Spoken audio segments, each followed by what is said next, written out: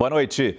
O ministro Luiz Roberto Barroso, do Supremo Tribunal Federal, determinou há pouco uma investigação da possível prática dos crimes de genocídio de indígenas e de desobediência de decisões judiciais por parte de autoridades do governo Jair Bolsonaro. A decisão foi tomada após a apresentação dos dados sobre a crise enfrentada em Roraima e a suspeita de omissão das autoridades. Nós vamos ao vivo até Brasília conversar com a nossa analista de política, Larissa Rodrigues. Ela tem os detalhes dessa determinação do ministro Luiz Roberto Barroso. Larissa, boa noite.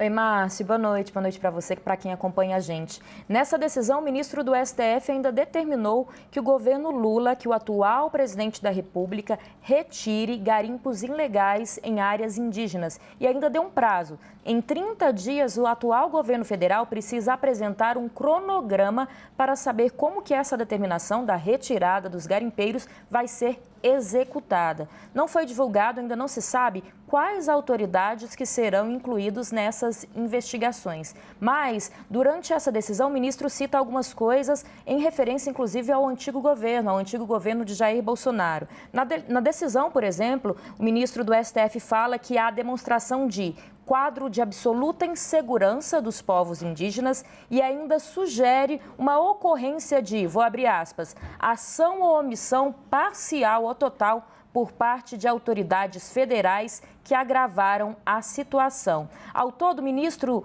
ele detalha 7 possíveis falhas que teriam ocorrido para poder chegar a essa situação que a gente vem enfrentando, em especial da população Yanomami. Ao todo, então, são 7 possíveis falhas e uma delas, Márcio, fala nominalmente no ex-ministro da Segurança, Anderson Torres, que seria a possibilidade de vazamento de operações sigilosas para a retirada desses garimpeiros. O ministro ainda fala que algumas determinações do Supremo Tribunal Federal podem ter sido descumpridas.